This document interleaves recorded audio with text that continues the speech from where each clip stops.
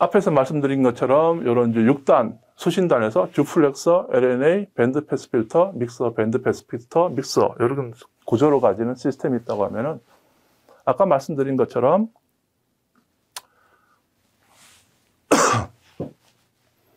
개인의 경우는 주어졌습니다. 이제 LNA 같은 경우는 15dB, 그 다음에 믹서는 7dB, 믹서는 7dB라는 게 주어졌고요. 앞에 보시면은 적혀 있죠. LNA 15dB, 그 다음에 믹서 7dB, 개인 7dB를 가지고 있고요. 노이즈 피규어 같은 경우에도 1dB, 4dB, 4dB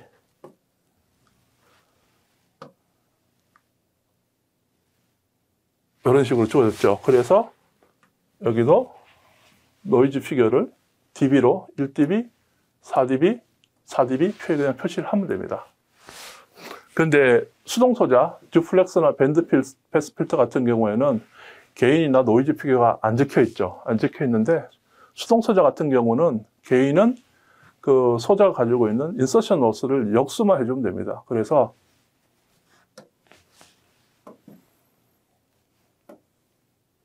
세 개 모두 수동소자인데요. 듀플렉서나 밴드 패스 필터나 모두 인서션 로스가 삽입 손실이 3dB를 가지고 있습니다. 그렇기 때문에 여기에서는 그냥 -3, -3, -3을 넣어주면 되는 거죠. 그리고 노이즈 피규어 같은 경우에도 수동소자는 게인을 역수해서 그냥 넣어주면 됩니다. -3일 경우에는 노이즈 피규어가 3dB. 그리고 밴드 패스 필터 같은 경우에도 게인이 -3dB면 노이즈 피규어가 3으로 표시가 됩니다. 그렇게 해서 노이즈 피규어 데시벨과 게인 dB를 테이블을 다 채울 수가 있는데요. 이렇게 테이블을 채운 이유는 저희가 이제 이 시스템에 이 듀플렉서부터 믹서까지의 요 토탈 노이즈 피규어가 얼마인지를 계산을 하려고 이렇게 테이블을 사용을 하는 거고요. 이렇게 봤을 때 저희가 그거를 이제 dB로 표현한 거를 저희가 노이즈 피규어라고 하고요. 그리고 노이즈 팩터 같은 경우는 10진수 데시말일 때 그냥 노이즈 팩터라고 합니다. 그래서 요 두 개를 데시벨을 요 수식, 요게 이제 캐스케이디드 노이즈 팩터 공식인데요.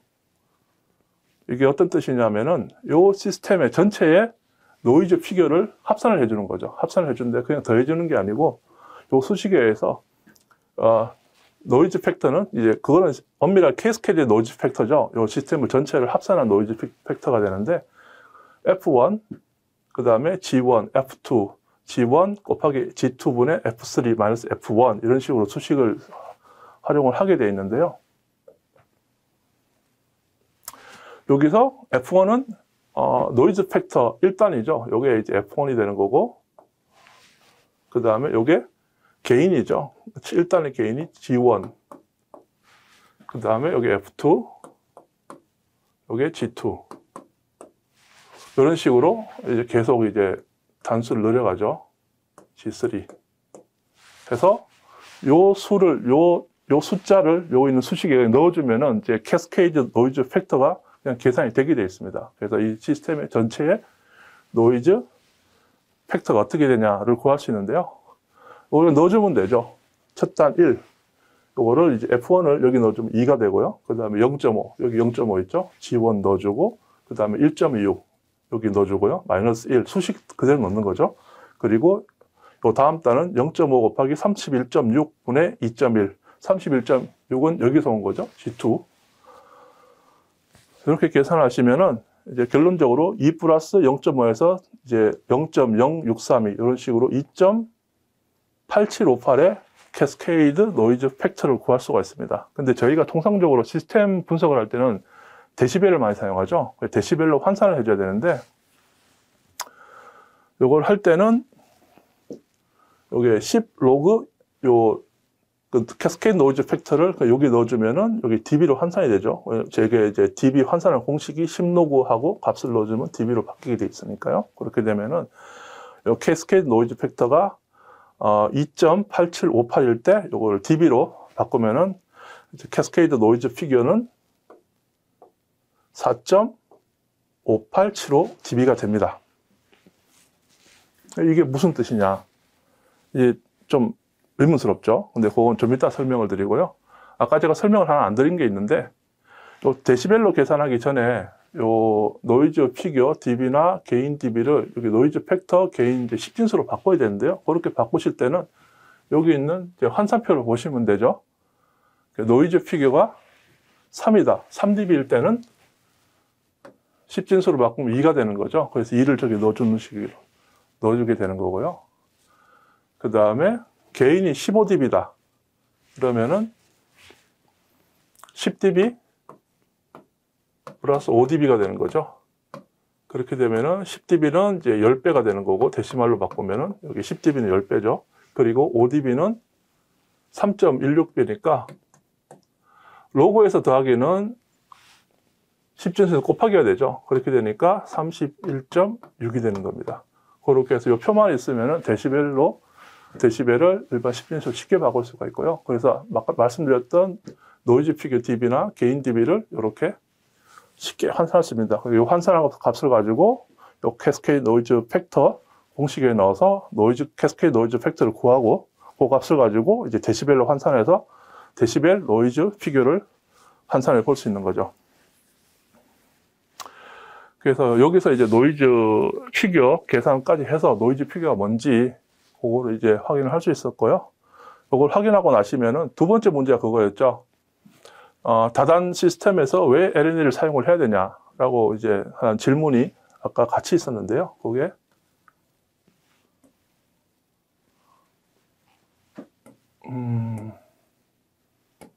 여기 있죠. 노이즈 피겨를 계산했었고, 그 다음에 다단 증폭기에서 LNA 필요성이라는 문제가 있는데요. 요거는 이제 아까 풀었던 수식에서 확인이 가능합니다.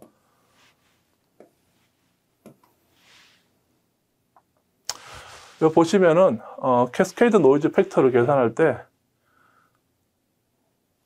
첫 단, 두째 단, 셋째 단, 넷째 단, 다섯째 단, 여섯째 단 가면서 이제 숫자가 아주 급격하게 줄게 되는데요. 그 급격하게 준다는 얘기는 노이즈가 많이 준다는 얘기죠. 그 단단에서. 그렇게 봤을 때 이 숫자가 줄게 된 이유가 여기 보시면은 이제 31.6 이러한 부분이 분모이기 때문에 계속 곱해지기 때문에 이 부분 때문에 숫자가 많이 주는 이제 경향이 나타난 게 있고요. 두 번째는 여기 1.26이 보시면은 이제 LNA의 노이즈 팩터입니다. 노이즈 팩터인데 그 믹서 같은 경우나 이런 거에 비해서 상당히 값이 작죠. 값이 작기 때문에 저희가 이제 로우 노이즈 앰플리파이라고 하는데 앰플리파이니까 당연히 게인을 가지겠죠. 그래서 게인은 31.6배를 가지고 그리고 노이즈 팩터는 아주 낮은 1.26을 가지게 됩니다. 그래서 여기 보시면은 여기 3개, 3단, 2 플러스 0.5하고 0.631을 더해봤자, 3단을 더해봤자, dB로 환산하게 되면 4.121로 해서 이게 모든 단을 계산했던 노이즈 피겨랑 비교해도 큰 값 차이가 나지는 않습니다. 이렇게 LNA 이후에 이런 값을 차이가 많이 안 나는 이유가 아까 말씀드린 것처럼 이 수식에 LNA 게인과 그 다음에 LNA 낮은 노이즈 팩터가 들어가기 때문에 이런 이제 LNA 뒷단부터는 노이즈 피겨 값이 상당히 이제 급격하게 주는 그런 현상을 보이고 있는데요. 그런 이유 때문에 저희가 다단 시스템에서 LNA를 사용하고 있는 겁니다. 그렇게 되면 이제 두 번째 이제 문제에 대한 답도 여기서 나올 수가 있고요. 그리고 세 번째는 이 노이즈 피겨, 캐스케이드 노이즈 피겨가 4.5875dB라는 게 무슨 뜻이냐. 이게 좀 애매하죠. 이걸 왜 구했는지. 시스템을 하실 때는 이렇게 의미 없이 구하는 건 없습니다. 다 이유가 있기 때문에 구하는 거고요. 그걸 물어보는 부분이 아까 얘기했던 이제 열잡음과 SNR, SNB, 그 다음에 수신감도, 이런 거를 이제 물어본 문제가 되겠는데요. 저희가 시스템에서 이제 열잡음이라는 걸 계산을 하게 되어 있습니다. 아까 문제도 있었겠지만, 열잡음 같은 경우는 수식이 열잡음 P가 KT, B의 공식으로 나오는데요. KT는 이제 볼트만 상수로 마이너스 1.38 곱하기 10-23승 줄 퍼 K가 되고요. 그 다음에 절대 온도는 켈빈이죠. 근데 켈빈인데 보통 저희가 한 290도 이제 실온을 잡습니다. 상온을 잡아주고요. 그리고 대역폭은 이 시스템이 사용하고 있는 통신 대역폭을 말하는 거죠. 만약에 저희가 CDMA 시스템이다. CDMA 시스템이다. 그러면은 이 시스템의 대역폭은 주파수 도메인이고, 이게 이제 파워라고 했을 때,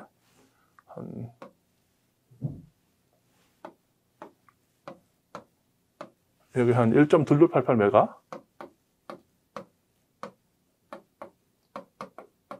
헤르츠를 가집니다. 그래서 통상 저희가 이제 요거를 한 1.38이라고 이제 1.23이라고 얘기하죠. 요거를 한 대략 더 늘리면서 1.23 메가헤르츠. 이걸 헤르츠로 계산하면은 1.23 곱하기 10에 메가니까 6승이 되겠죠. 6승 헤르츠. 이렇게 표시를 하게 됩니다. 그래서 볼트만 상수하고 절대 온도는 거의 상수기 때문에 그게 이제 요 열잡음에 가장 크게 영향을 주는 게 이 시스템의 대역폭인데요. 만약 이거 CDMA 시스템이라고 가정을 하고 계산을 하게 되면은 열잡음이 1.38 곱하기 10의 마이너스 23성 볼트만 상수 그대로 가져왔죠. 그리고 상온 290K 그리고 여기서 이제 CDMA 시스템의 대역폭 1.23의 12역성 헤르츠 를 곱해주게 되면은 4.92 곱하기 10의 마이너스 15성 와트가 나옵니다. 근데 저희가 dBm을 많이 사용하기 때문에 이거를 이제 밀리와트로 환산을 해주게 되는데요. 와트와 밀리와트는 1000배 차이죠. 1000배 차이니까 지수로 봤을 때는 이제 여기에서 3만 더 해주면 되죠. 그래서 마이너스 15가 마이너스 12로 바뀌게 되고요. 그리고 저희 계산을 편하게 하기 위해서 dBm으로, 밀리와트니까 그냥 로그 취하면, 10로그 취하면 바로 dBm으로 바뀌죠. 그래서 10로그 10에 밑에 10이죠. 4.92 곱하기 10의 마이너스 12성 밀리와트 넣어주면은 마이너스 113 dBm이 됩니다. 그래서 따라서 대역폭이 마이너스 123MHz인 CDMA 시스템에서 열잡음 전력은 약 마이너스 113 dBm이 되는데요. 이게 무슨 뜻이냐 하면은 저희가 아까 수신단을 보지 않았습니까? 수신단 여기에 요 듀플렉서부터 믹서까지 요 6단 수신을 봤을 때 요 시스템에 받을 수 있는 수신 감도가 얼마냐, 이 수신기의 성능이 얼마냐를 계산을 하려고 하면은 열잡음 전력 더하기 잡음지수 더하기 필요한 SNR, DB 이런 식으로 수식이 나오게 되어 있습니다.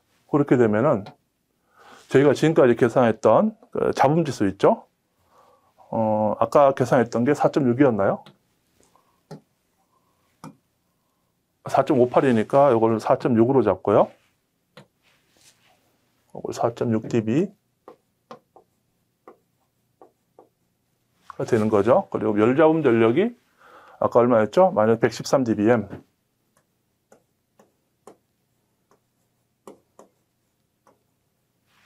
그 다음에 필요한 SNR. 이건 어떻게 구하냐면은, 이런 CDMA 시스템이 있을 때, 얘가 잡음하고 자기 받는 신호하고 어느 정도 시그널과 노이즈에 갭이 있어야지 이 신호를 복조할 수 있거든요. 통상적으로 CDMA를 한 5dB 정도라고 본다고 하면은 이런 신호가 들어왔을 때, 수신기에 신호가 들어왔을 때 기본적으로 1.23MHz의 수신 대역폭을 갖는 시스템은 마이너스 113 dBm의 열잡음을 가지고 있습니다. 이게 기본적으로 깔린 잡음이죠. 깔린 잡음이고, 여기 이제 주파수죠. 여기 이제 파워가 되는 거고, dBm이 되겠죠. 그러면 요 열잡음을 가지는 요 시스템에 신호가 들어왔을 때, 이 신호가 수신기, 듀플렉서부터 믹서까지 아까 계산했던 모든 잡음지수 4.6 dB를 가지는 요 시스템에 들어가게 되면은 요 열잡음이 한 4.6 dB만큼 올라간다는 의미입니다. 6 dB가 올라가면 잡음이 이렇게 올라가겠죠? 올라가게 되고, 이거 4.6 dB요. 그런 상태에 이런 이제 1.2288메가의 CDMA 신호가 들어왔다면, 수신 신호가 CDMA 신호가 들어왔다면 이 신호는 이 시스템에서 통상적으로 저희 가정하는 겁니다. 필요한 시그널과 노이즈의 갭이 5dB는 돼야지 이 들어온 신호를 복조할 수 있다. 이 시스템은 그렇게 이해가 할 수 있거든요. 그렇게 되면 이 CDMA 시스템에서 수신감도는 얼마가 되느냐? 마이너스 113이었죠? 113에 4.6이 올라가는 거죠. 그러니까 마이너스 113에 더하기 4.6이죠. 4.6dB죠. 거기에다가 복조를 하기 위해서는 5dB가 더 필요한 거죠. 그러니까 더하기 5dB. 이렇게 되면 이 시스템에서 수신감도는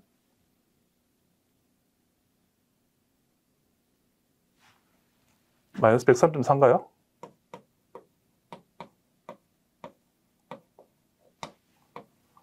마이너스 103.4 dBm이 되겠죠. 그래서 이 시스템에 받을 수 있는 수신감도는 이 정도의 수신감도를 가진다. 그런데 이 수신감도를 계산하려고 하면은 열잡음도 알아야 되고, 그 다음에 이 시스템 전체에 대한 잡음 지수도 알아야 되고요. 그 다음에 이제 이 시스템이 필요한 SNR, 이 시스템이 얼마만큼의 노이즈와 시그널 간의 갭이 있어야지 이 신호를 받는가 하는 요 SNR, 필요 SNR까지 있으면은 이 수신기의 수신감도를 알 수가 있는 거죠. 그래서 요 문제가 가장 복잡한 문제인데요. 이 문제 보시면은 열잡음이 뭔지, 잡음 지수는 왜 계산하는지, 이 시스템에, 그리고 이제 SNR이 뭔지, 그리고 이 시스템까지 오기 위해서 막 이제 오픈 스페이스를 넘어온다면은 그때 이제 프리스 전송 방정식이나 이제 신호 손실 그런 부분에 대해서도 계산이 돼야 되고요. 그래서 이런 문제 하나 보시면은 단순한 문제가 아니고 이런 복잡한 문제부터 노이즈 피겨가 뭔지에 대한 문제, 거기에는 답도 필요하고요. 그리고 이 노이즈 피겨를 줄이기 위해서 왜 LNA를 사용하는지 그런 문제들을 다 복합된 문제라고 볼 수 있습니다.